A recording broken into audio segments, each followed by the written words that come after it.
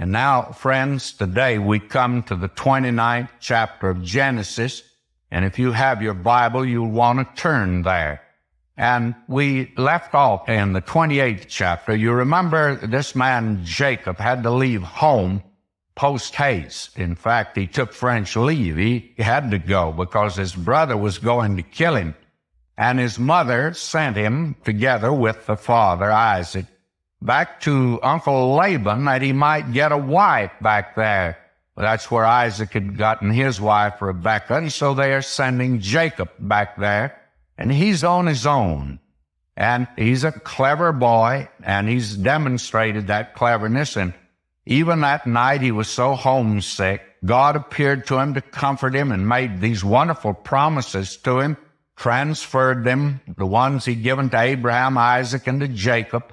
Now they are given to Jacob. And then, lo and behold, the next day, if he doesn't make a vow with God and trades with him, and he says, if you'll take care of me and do this for me and bring me back here, then I'll do this for you. Well, believe me, friends, God already told him that. And if it depended on Jacob's faithfulness, I'm afraid he'd never receive very much from the Lord. After all, isn't it all by grace? And that's the way you and I got saved.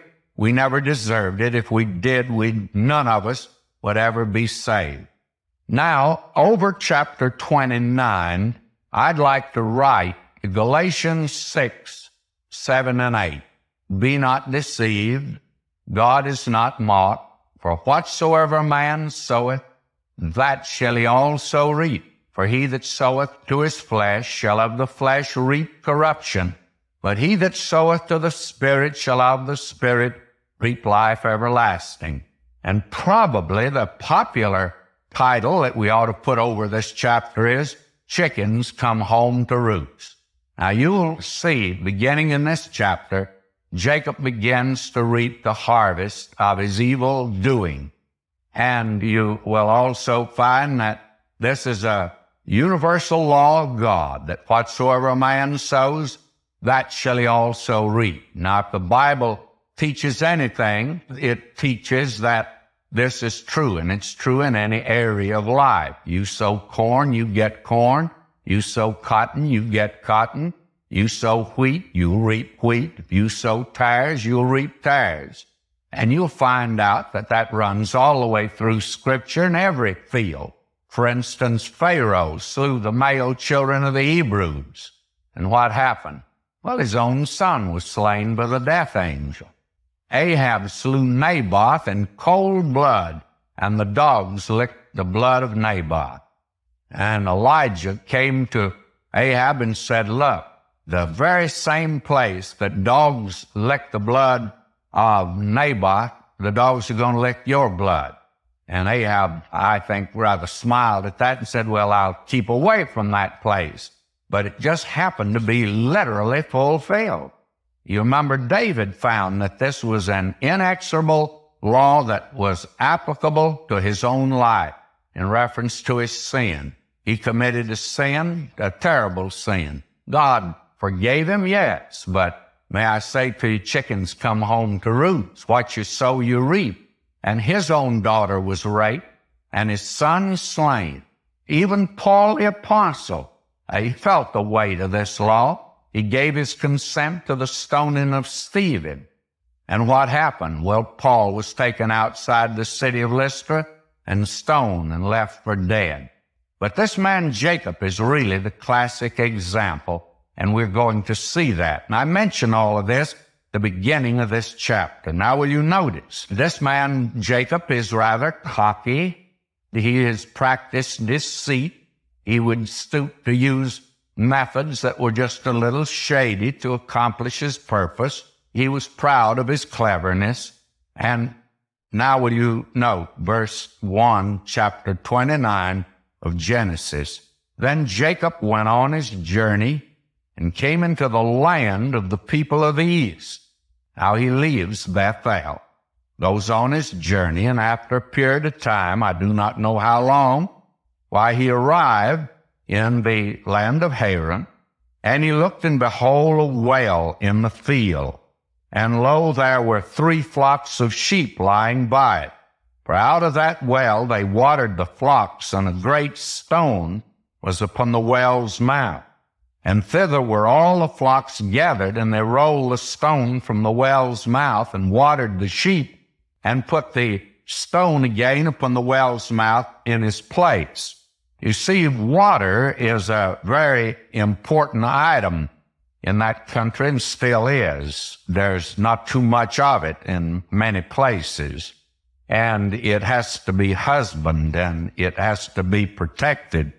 And so here was the well that they watered the sheep and the people in that area. Now, a certain time during the day, the stone that was on top of the well was removed, and everybody watered their sheep. Everybody got the water. Then the top was put back down. Now, Jacob arrives there before they take the stone away from the well. And here comes Jacob now, and believe me, he's as cocky as ever. Listen to him. Verse 4, And Jacob said unto them, My brethren, whence be ye? And they said, Of Haran are we. And he said unto them, Know ye Laban, the son of Nahor? And they said, We know him. And they did, I guess. Jacob didn't, but he's going to get acquainted with him. Verse 6, And he said unto them, Is he well? And they said, He's well. And behold, Rachel his daughter cometh with the sheep. And he said, Lo, it's yet high day, neither is it time that the cattle should be gathered together. Water ye the sheep, and go and feed them. Here, Jacob has just arrived in the land. He's telling them already how to water their sheep, how they should do. This is typical of him, by the way. And they said, We cannot until all the flocks be gathered together, until they roll a stone from the well's mouth, then we water the sheep. And while he yet spake with them, Rachel came with her father's sheep, for she kept them. Now, this is a woman's work, by the way, in that day. She was the shepherdess that took care of the sheep.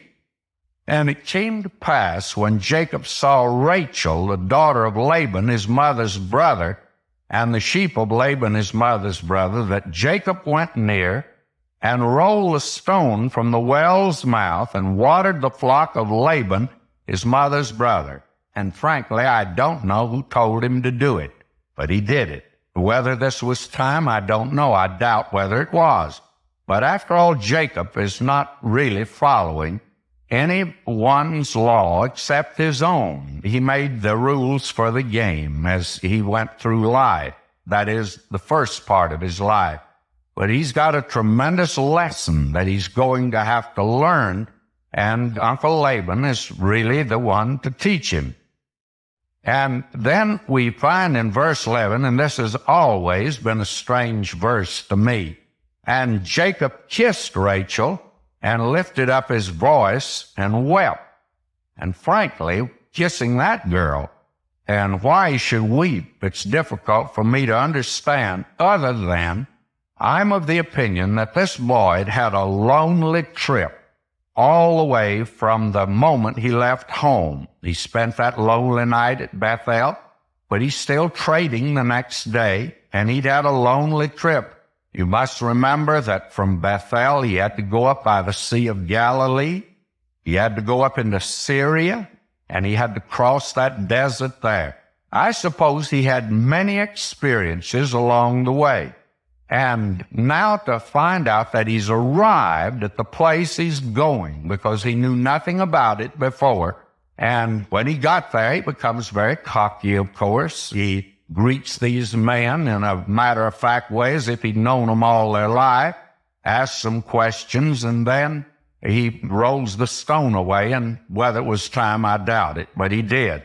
And I imagine that he's so welled up with emotion that when he greeted this girl, Rachel, and he kissed her, and he wept, I suppose that that would be the only way that you could explain it. But I'm sure the next time that he did, he didn't weep. Now, verse 12, And Jacob told Rachel that he was her father's brother. And you notice father's brother actually means nephew. The Hebrew does not make a lot of the distinctions that we make today. We've got it reduced down to whether a person is a kissing cousin or not. Well, in that day, they didn't have it. If you're related, you're related, and that means you're a brother. And that's the way that it's translated here, and quite properly so.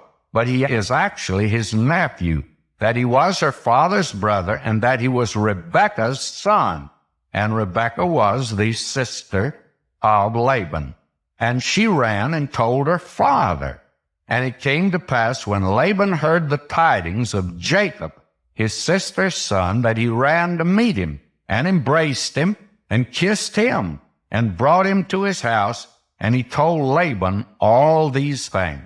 I imagine that he had quite a bit to talk about, the trip that he had made, how he'd left home, and I'm not sure, but what he entertained them at dinner with the story of how he tricked his brother, how he got the birthright, and how he got the blessing, how he used trickery to do it, and how clever he was, and probably about that night at Bethel. Well, he told Laban all these things.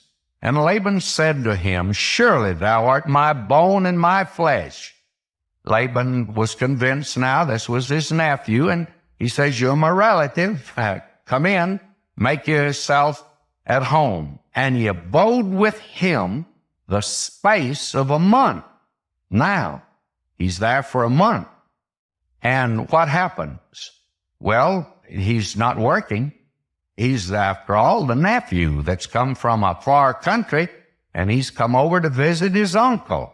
And I suppose that he felt like he ought to have free board there. And during that time, why, he's been courting this girl, Rachel. At least he's certainly been casting his eyes in that direction. And I think she was casting her eyes in his direction.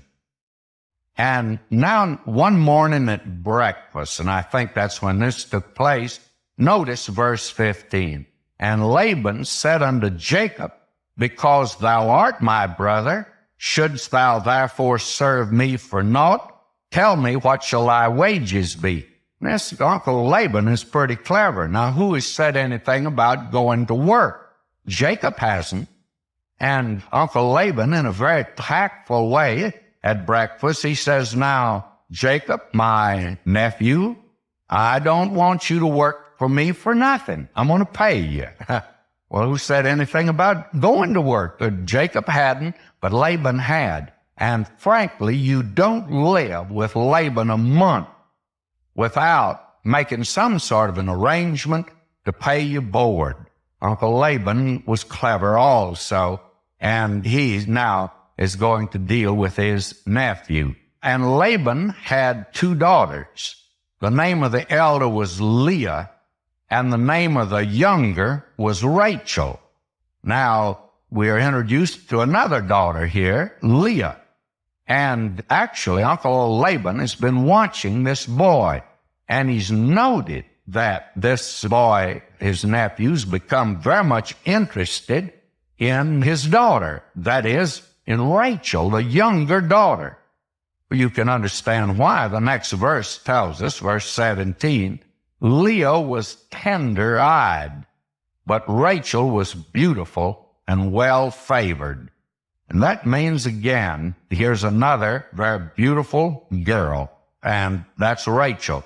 But Leah was tender-eyed, and that's the way of saying she was not so beautiful at all. I remember years ago in college reading in Greek, and especially in some of the plays, for instance, Euripides, you find out that when the fella wanted to say something very nice about his girl, why, the thing he said to her, that she was cow-eyed, that she had the eyes of a cow.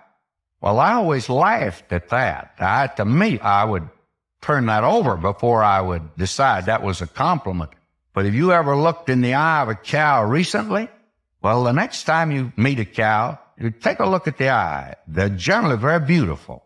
And I've never seen a cow that I thought had ugly eyes since I'd read that. And so the way that you would describe in that day a person, that is a woman, she would be cow-eyed, that means beautiful, or tender-eyed, mean that she was sort of an ugly duckling. So Laban had these 2 daughters. And it's obvious now that Jacob is in love with Rachel. In fact, verse 18 reads, "And Jacob loved Rachel and said, I'll serve thee 7 years for Rachel, thy younger daughter." And he was quite moon-eyed himself.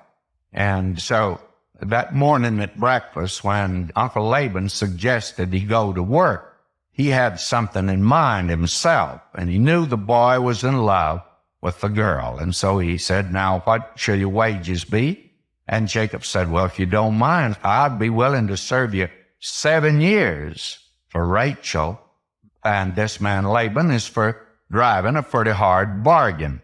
And that's what he does. And Laban said, "It's better that I give her to thee than that I should give her to another man. Abide with me.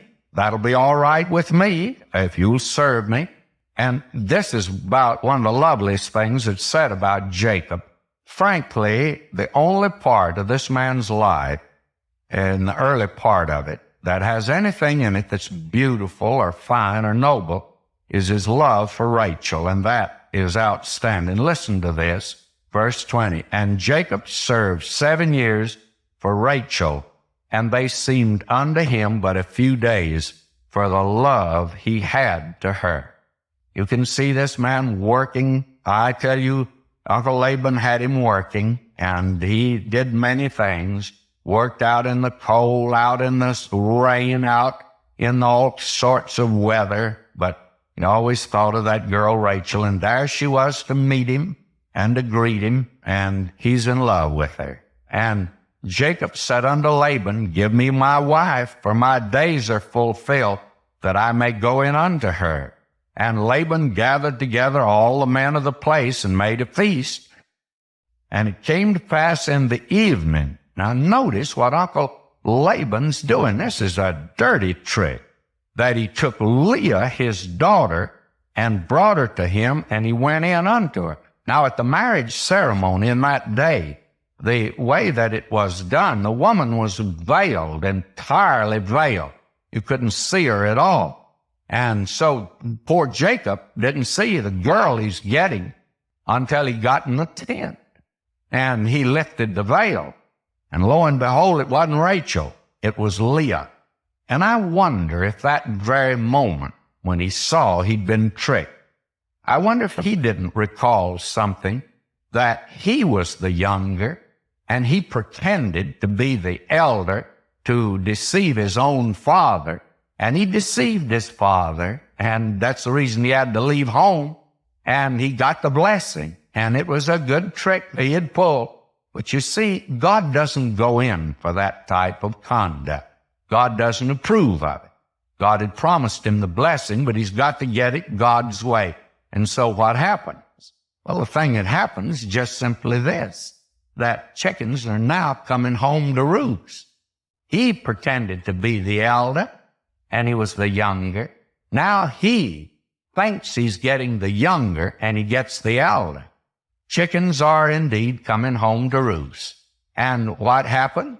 Came to pass in the evening that he took Leah his daughter, brought her to him, he went in unto her. And Laban gave unto his daughter Leah Zilpah, his maid, for a handmaid. It came to pass that in the morning, behold, it was Leah. And he said to Laban, "What is this that thou hast done unto me? Did not I serve thee for Rachel? Wherefore then hast thou beguiled me?" And I tell you, when the tables are turned, this becomes an awful thing. In fact, it's a criminal thing that he's done. But notice how Uncle Laban passes it off. Uncle Laban is an expert, friends, at this type of thing. And Laban said, "It must not be so done in our country, to give the younger before the firstborn."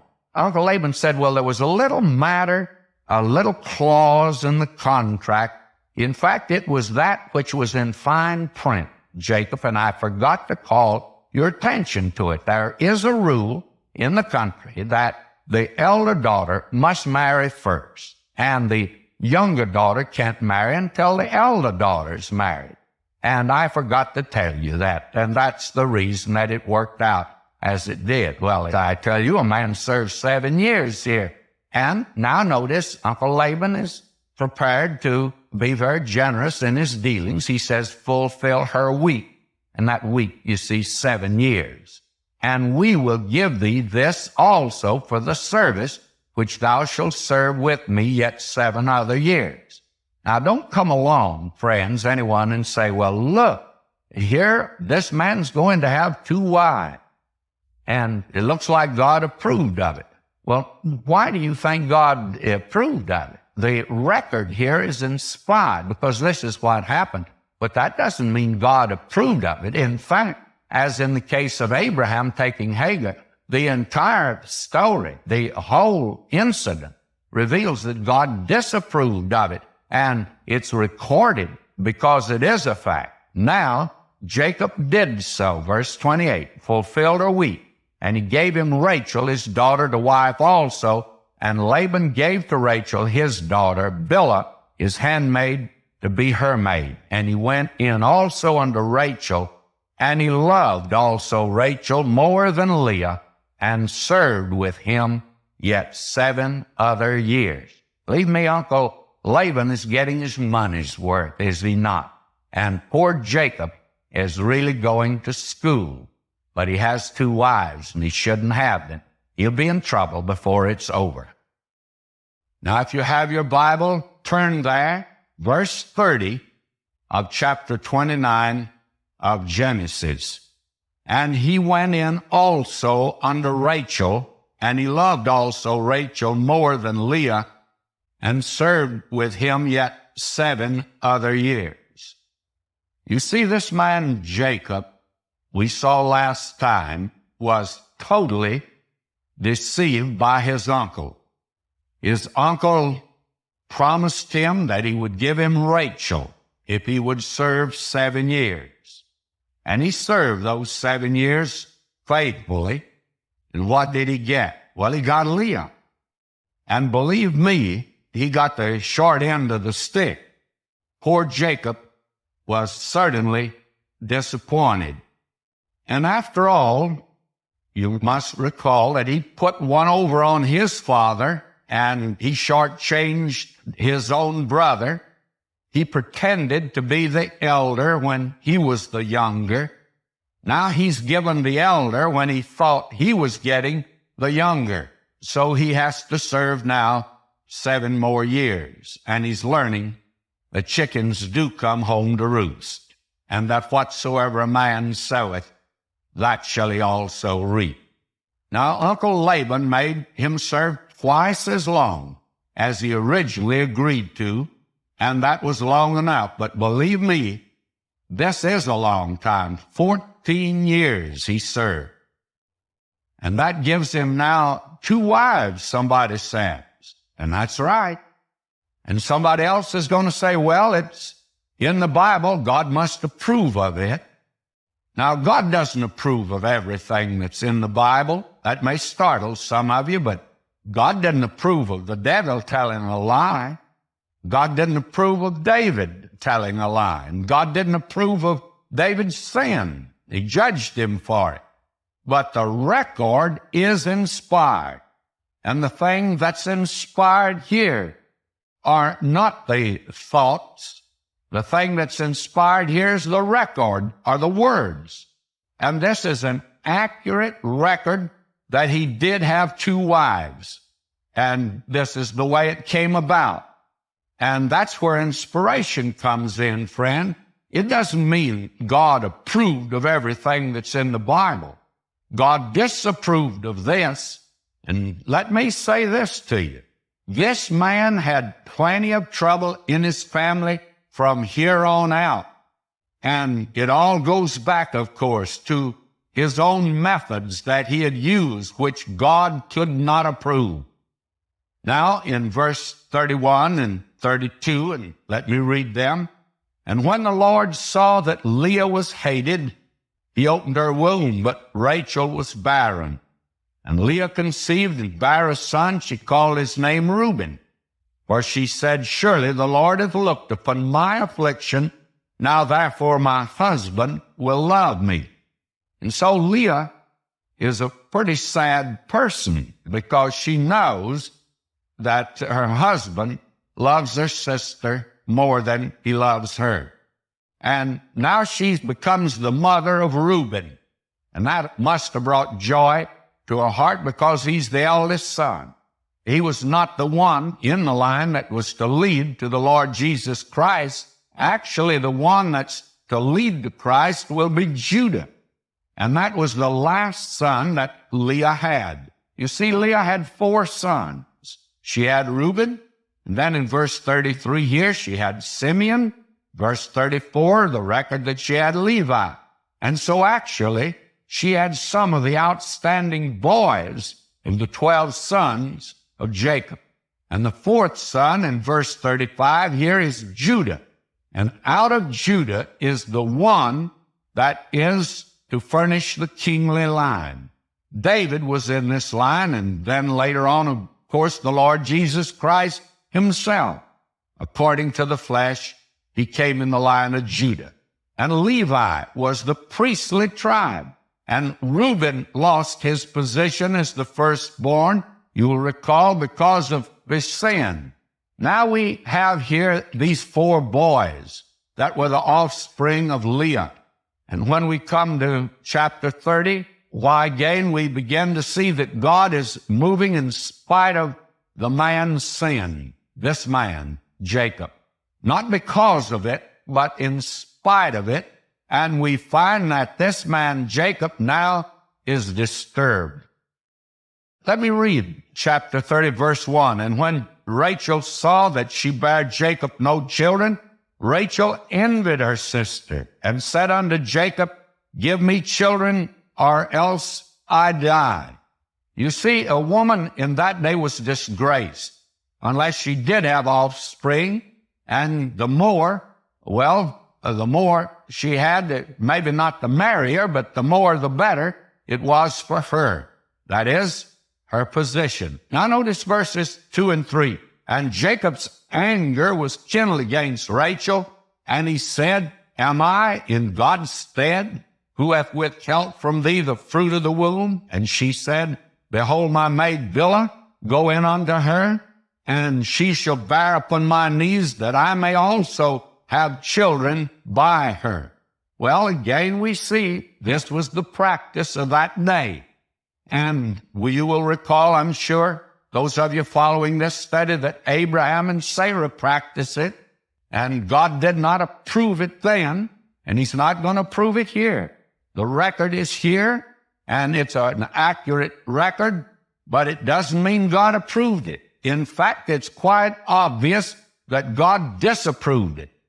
The strife that we've already called attention to, that was in the family of Abraham, was in the family of Isaac, as we saw. Now it's in Jacob's family already, and he's in for a great deal more trouble.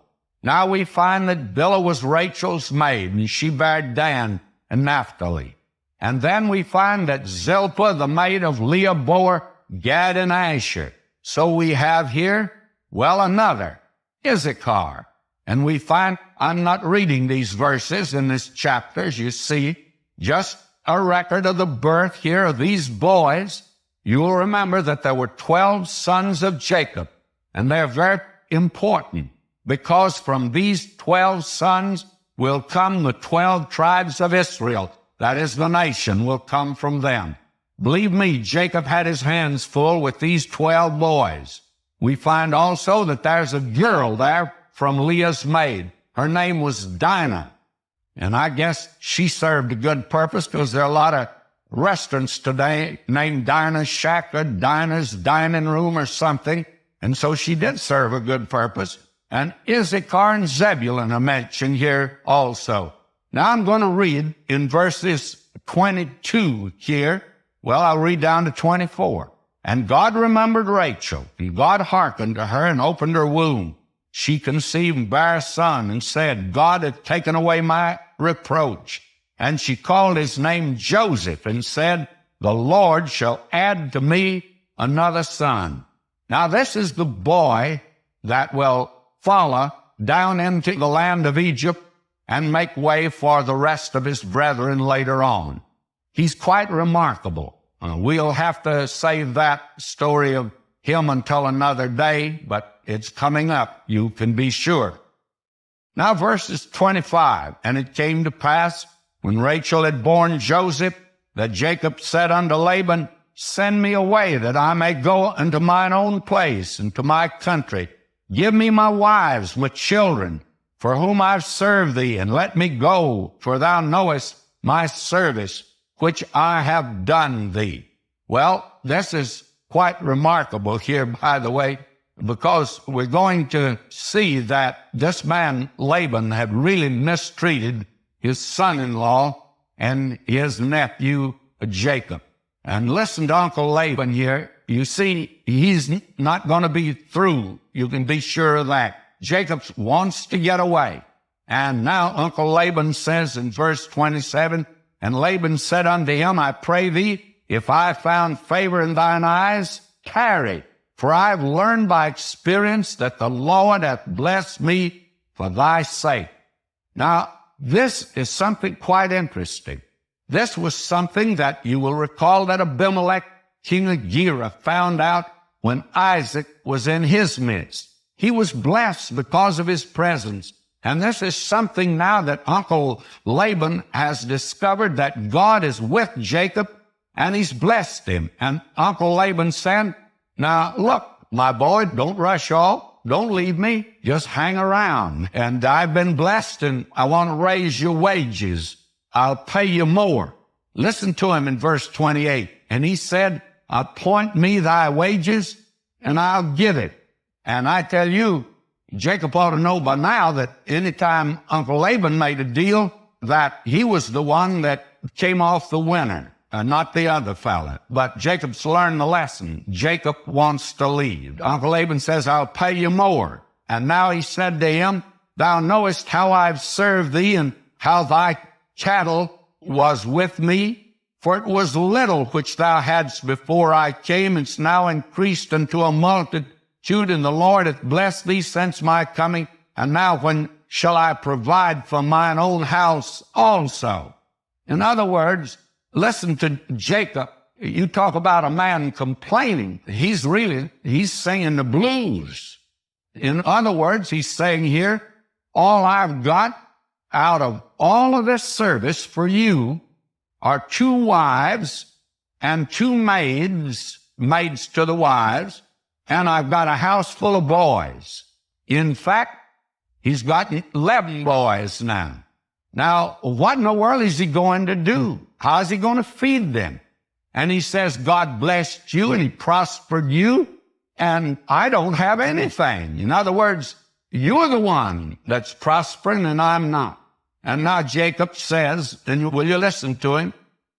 Verse 31, he said, What shall I give thee? And Jacob said, Thou shalt not give me anything. If thou wilt do this thing for me, I will again feed and keep thy flock. I'll pass through all thy flock today, removing from fence all the speckled and spotted cattle, all the brown cattle among the sheep, and the spotted and speckled among the goats, and of such shall be my hire. In other words, the pure breed will be Laban's, but that which is just a half-breed, are not breeds at all, that are not blue-ribbon cattle, I'll take those if you'll give them to me. And that's all that you'll need to do. These are the off-breeds. They were not purebred by any means. And he said, you let me have these, that'll be my wages. Now that sounds like a pretty good proposition. Verse 33 now, let me read. So shall my righteousness answer for me in time to come.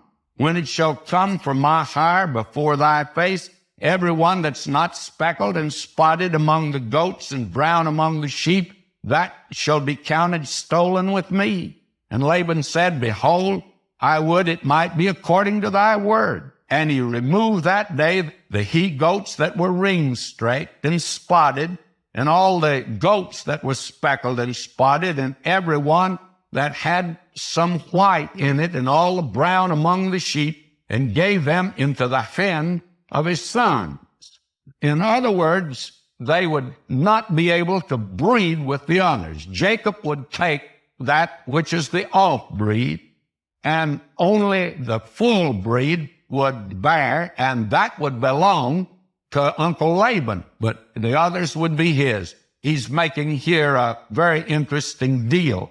And the way that it worked out is quite interesting. And I want to read this because this has been criticized. Verse 36, he sent 3 days' journey betwixt himself and Jacob. And Jacob fed the rest of Laban's flocks. And Jacob took in rods of green poplar and of the hazel and chestnut tree, and peeled white streaks in them, and made the white appear which was in the rods. And he set the rods which he had piled before the flocks in the gutters and the watering troughs, when the flocks came to drink, that they should conceive when they came to drink. Well, there have been several explanations of this. There are those that say this is nothing in the world but just pure superstition. And others say it's just old wives' tales, and this is certainly something that ought not to be in the Bible record. I think probably it should be in the record. In fact, it's my judgment it should be in the record. It's very important that it be in the Word of God. And the fact of the matter is, this is not superstition. There are several explanations. Now, I'm of the opinion that there are those that today have been able to ascertain that this does have an effect upon those that are bringing into the world animals. And certainly what a woman sees in time of pregnancy and her experience during that time has a tremendous effect upon the child. And today the psychiatrists and psychologists makes a great deal of it. Well, it affects the animal world also. Now, I do not intend to go into that particular phase of it, but there are things that, frankly, I can't explain. And I don't know that anybody that can explain them. If they can, they ought to explain them to me, because I'm in the dark. I remember in our community where I lived as a boy in southern Oklahoma, there was one of these men that would take a forked stick and tell you where there was water. And everybody in our neighborhood, when they wanted to drill a well, they called for him. He came along with a forked stick, and the interesting thing is that every time they called him in and he picked out a spot, they drilled for water where he said, and they got water. Now, I don't know whether they would have got water if they hadn't called him in. I don't know. All I know is that there was a very strange procedure. It sounds superstitious to me, but it seemed to work. I know in many cases it does not work. But I found out that there are a lot of scientific cures today that they give, and they don't work. And there are a lot of scientific explanations that don't work. So that just goes to say it doesn't work. And in some cases it does work, and that doesn't prove anything. All I'm trying to say is, don't rule this out as being superstitious. Now, if you want to know the thing that I actually think, both Laban and Jacob believed this is what caused them to be ring straight. And that's the thing that's important for this story. Maybe you are smart enough not to believe it, but these two boys believed it. And what you must remember, all those cattle were together, and some cattle would produce ring straight and speckle, and some of the offspring would be white. Now, if they're speckled, some speckle and some not, even that one that's not may bring into the world one that is not. I know that it may use a very homely illustration. I remember we had a cat one time when I was a boy, and that cat was the prettiest, whitest cat that I've ever seen. Now, she had a bunch of kittens, and there were a lot of them just speckled, you know, just like the cattle, and several were perfectly white. And lo and behold, in that litter, there was one that was as black as ink. Now, you tell me how he got in there when his mama was a white cat, just a snow white cat, and here she has a black kitten, and yet others speckled and others white. Well, I know she must have met a black cat somewhere, but I do know this. Why did one be perfectly white and one black? Well, that's what's happening with these cattle. I don't understand all that myself, and I don't propose to try to explain it. All I say is, this is the record that is here. These men believed it, and Jacob is using trickery again, regardless of whether there's value in it or not. He's using trickery. Now, he's been quite a trickster, you can see, but he's met an uncle that's a better trickster than he is. And he's trying now to make a comeback. Well, may I say to you, poor Jacob, because he came there with just a walking stick, and when he leaves with quite a few possessions.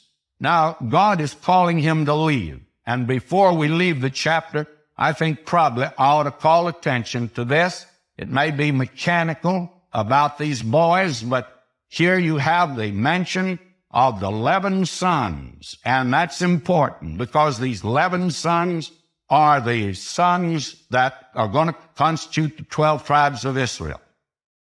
Now, in chapter 31, Jacob now leaves Laban without giving notice. He takes French leave, and they don't even have a farewell party. And Jacob and Laban then make a contract not to defend or hurt each other. Then they separate in an outwardly friendly manner. Now, this is a rather lengthy chapter that we come to here. It has 55 verses, chapter 31. We're going to save most of it for next time. But here's the other side of the coin. God wants to get him out of that land. He recognizes that the influence there is not good for Jacob and this growing family that's coming along for these boys, because these are to be the heads of the 12 tribes of Israel, and God is anxious to get them out from that environment and back into Abraham's country, the country he had promised to Abraham. And God now is calling Jacob to return. And you'll notice here as we come into chapter 31, you'll see that Jacob now is getting more than Uncle Laban is getting. And he doesn't like it, and his sons don't like it either. That is Laban's sons. And this man wants now to leave, and he takes Rachel, and Leah meets them out in the field, and they plot to take leave, and they do take leave. And poor Jacob, he's perplexed. He's frustrated. He doesn't know now where to turn.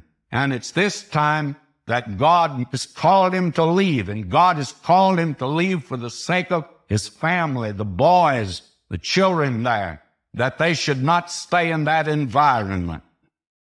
We recognize that we're in a section that God has given to us to minister to our needs, because we're dealing here with a man that was also a very sinful man in many ways, and a man that God would not give him up.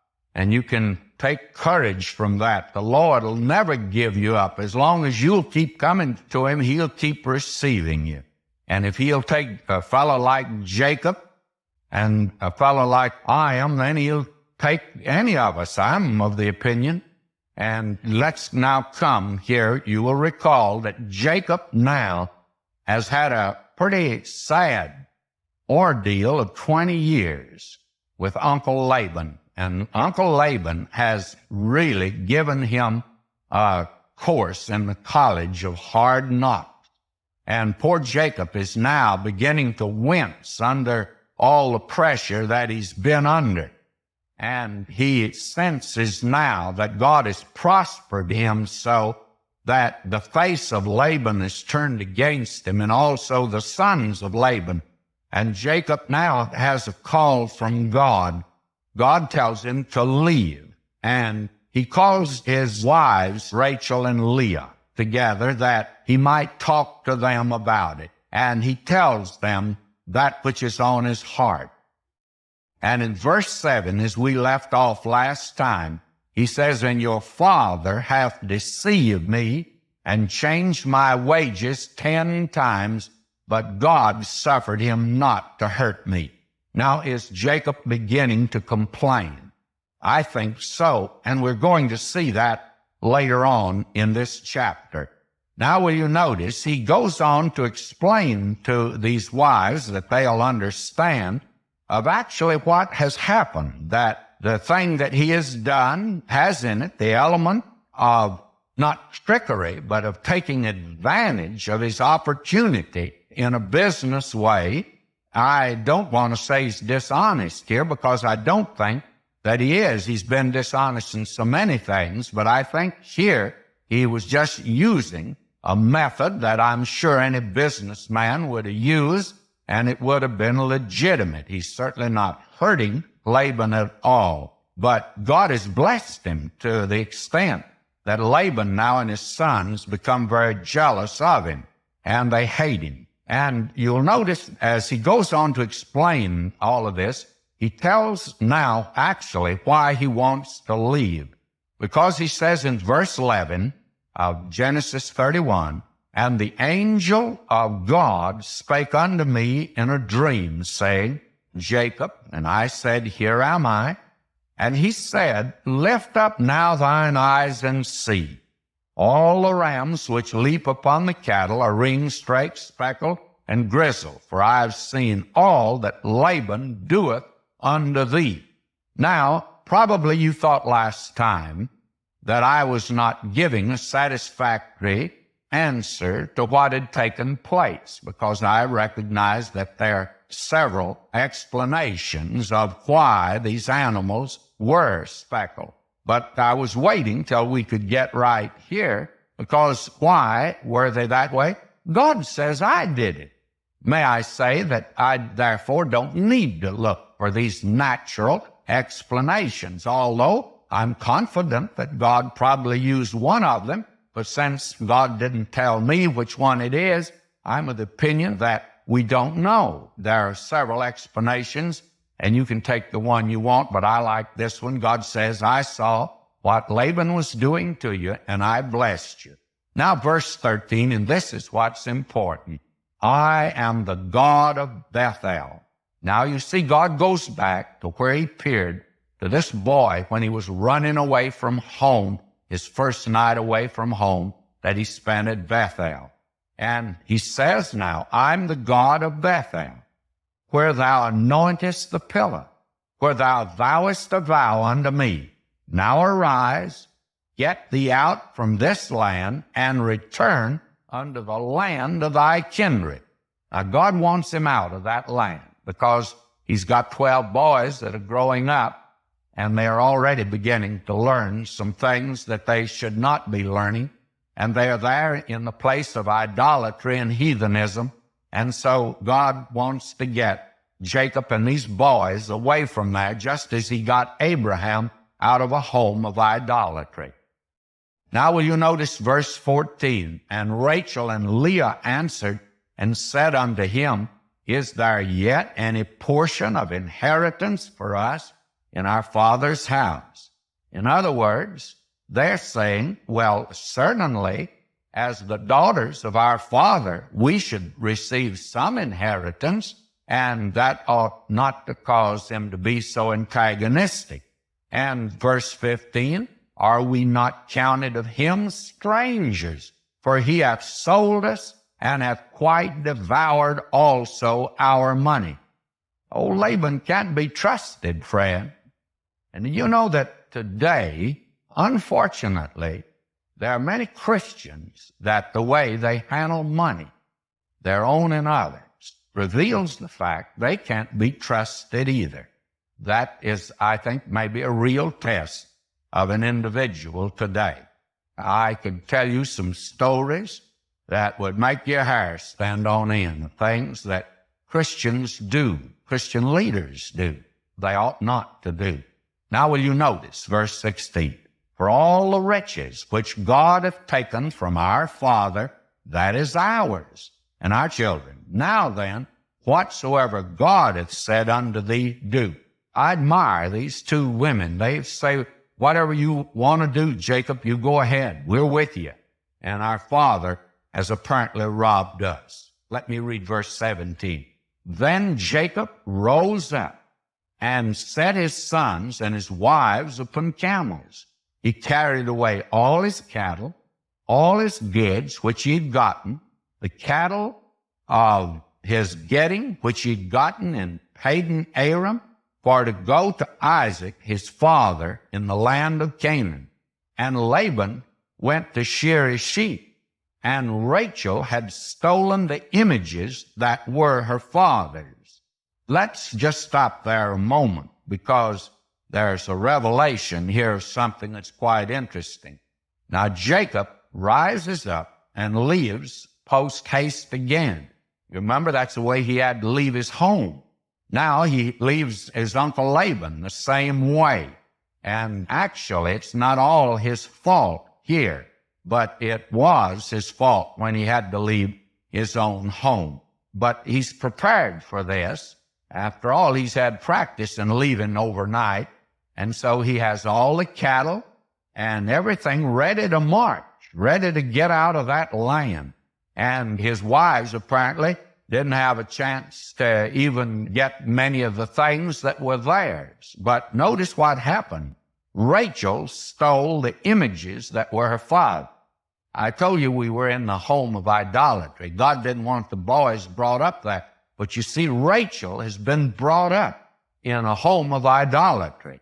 And she felt like she wanted to take her gods with her. What a primitive, heathen notion she had. Poor Jacob thought he ran away from God when he went to Bethel. God appeared to him there, and he found out you can't run away from God. In fact, David wrote about that. David said, though I make my bed in Sheol, why, I don't get away from God. Death won't separate you.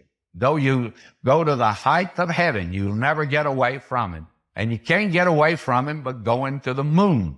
You just don't get away from God, that's all. She, though, wanted to take these images that had been in the home. Now notice verse 20. And Jacob stole away unawares to Laban the Syrian, in that he told him not that he fled. Now, he waited until Laban went out to shear sheep. Probably he went quite a few miles away from home, because the sheep grazed on a very large area in that day, and they still do for that matter. It takes a great area to feed them. And so this man Laban is away from home. While he is, Jacob just forgot to tell him he was leaving, that he was going. So he fled with all that he had, and he rose up and passed over the river and set his face toward the Mount Gilead. And it was told Laban on the third day that Jacob was fled. And he took his brethren with him and pursued after him 7 days' journey. And they overtook him in the Mount Gilead. You see, they are moving now quite a distance. They've come apparently all the way here to Mount Gilead, which is just on the east of the Jordan River. And it means that Laban has really been traveling fast to overtake him. And Laban doesn't mean any good as far as Jacob is concerned.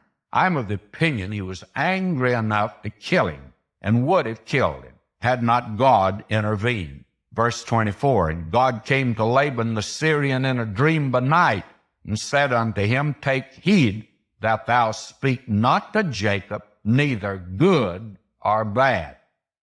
In other words, you be very careful what you say and do. Then Laban overtook Jacob.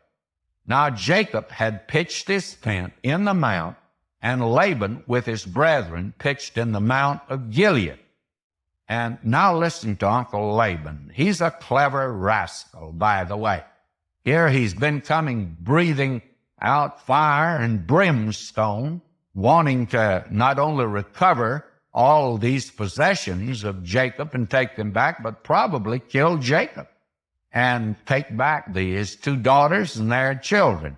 But God had to intervene to protect this boy. Now will you notice verse 26? My, how clever he is here. He's a real diplomat, by the way. And Laban said to Jacob, what hast thou done, that thou hast stolen away unawares to me, and carried away my daughters as captives taken with the sword? Now that ought to make Jacob feel pretty bad that he had run away like that. Wherefore didst thou flee away secretly, and steal away from me, and didst not tell me that I might have sent thee away with mirth and with songs and with tabret and with harp. Why, Uncle Laban says, I would have given you a wonderful send-off party. I would really have had a great celebration, and we would have given you a fond farewell. That's what he's saying now. I don't think he would have done it. And listen to him. My appeals now to sentiment. Verse 28, and hast not suffered me to kiss my sons and my daughters. The sons would be those 12 grandsons there. And they're going to be very prominent as far as the history of this world is concerned. Hast not suffered me to kiss my sons and my daughters. Thou hast now done foolishly in so doing. It's in the power of my hand to do you hurt. But the God of your fathers spake unto me yesterday night, saying, Take thou heed that thou speak not to Jacob, either good or bad. And Laban lets him know that he didn't mean good by him, but God had prevented him from doing bad. Now will you notice? Verse 30, and now, though thou wouldst needs be gone, because thou sore longest after thy father's house, yet wherefore hast thou stolen my gods? That's a funny kind of a God to have, isn't it, that you can steal it? And Jacob answered and said to Laban, because I was afraid, for I said, peradventure thou wouldst take by force thy daughters from me. Now, he's not answering that he had taken the gods. He didn't know that Rachel had taken them, actually. What he's answering is this: why did you run away without letting me know and giving you a party? He says, I was afraid that if I wanted to go, that you wouldn't let me take your daughters, my wives, and my family, and that which belonged to me. You wouldn't permit it. Verse 32, with whomsoever thou findest thy gods, let him not live. Before our brethren, discern thou what is thine with me, and take it to thee. For Jacob knew not that Rachel had stolen them. You see, Jacob is so sure that they haven't done a thing like this. And if you think Laban believed Jacob, you're wrong. He didn't believe him. Jacob didn't believe Laban either. They had no confidence in each other. That had been a nice, pleasant little 20 years, had it not. Now notice, and Laban went into Jacob's tent, and into Leah's tent, and into the 2 maidservants' tents, but he found them not. And I expected one of his daughters to be the one that got them. Then went he out of Leah's tent and entered into Rachel's tent. Now Rachel had taken the images, put them in the camel's furniture, and sat upon them. Quite a clever girl herself, isn't she? She's sure a daughter of a father. And she had taken them and put them in the camel's furniture, that is, that which went on the camel's back, and then she sat down on them. And Laban searched all the tent, but found them not. And she said to her father, listen to her now, that it not displease my lord that I cannot rise up before thee, for the custom of women is upon me. And he searched, but found not the image. Why? Well, she's sitting on them. She says, I'm sorry, but I can't get up. Don't feel well today. And she's sitting on them. May I say, this is truly a very realistic setting that's given to us here of this family. Now, will you notice verse 36? And Jacob was wroth and chode with Laban. And Jacob answered and said to Laban, what is my trespass? What is my sin that thou hast so hotly pursued after me? And now, Jacob gets a little confidence because they doesn't locate these images, and he's sure that they're not anywhere around. And frankly, he just now wants to rebuke the man, his father-in-law, that's come after him. Now, will you listen to his complaint? Here is the course that he passed, and he's now getting his college degree, his degree from the College of Hard Knocks. And will you listen to this here? Verse 38, this 20 years have I been with thee. Thy ewes and thy she-goats have not cast their young, and the rams of thy flock have I not eaten. In other words, he didn't even get his meal. He had to pay for that. That which was torn of beasts, I brought not unto thee. I bear the loss of it. Of my hand didst thou require it, whether stolen by day or stolen by night. And he couldn't even get any insurance. When a lamb was stolen or killed by a wild animal, why, Jacob had to pay for it. Believe me, this Laban, he's a hard taskmaster, is he not? And now listen to him, verse 40. Thus I was in the day the drought consumed me. He didn't get a vacation in summer. And the frost by night. And when it got cold, he still had to stay out with the sheep and with the animals. And my sleep departed from mine eyes. Many nights he had to watch to protect the flock. Now listen to him, verse 41. Thus have I been 20 years in thy house. I served thee 14 years for thy 2 daughters, and 6 years for thy cattle, and thou hast changed my wages 10 times. Here's what's happened to this man. Here is the man that was clever, and this is the man that thought that he could get by with it. But actually, he didn't get by with it. God didn't let him get by with it because, frankly, God has made it very clear.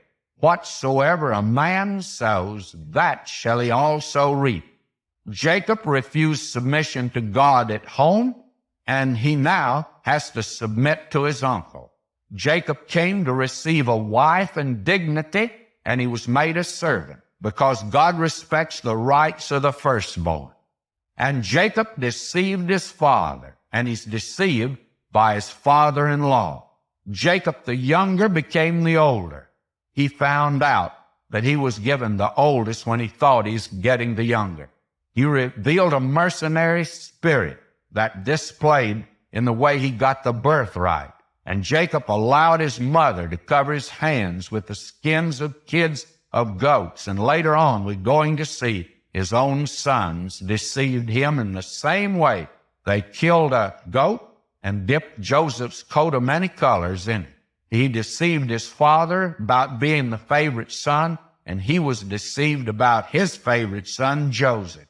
God says, whatsoever a man sow, that shall he also reap. Now he leaves Laban. They bid each other goodbye, and they're going to make a contract. Let me read now verse 42. Except the God of my father, the God of Abraham, and the fear of Isaac had been with me, surely thou hadst sent me away now empty. God hath seen mine affliction and the labor of my hands, and rebuked thee yesterday night. Now Jacob has his day in court, and he lets Laban have it now. And Laban answered and said unto Jacob, these daughters are my daughters, these children are my children, these cattle are my cattle, and all that thou seest is mine.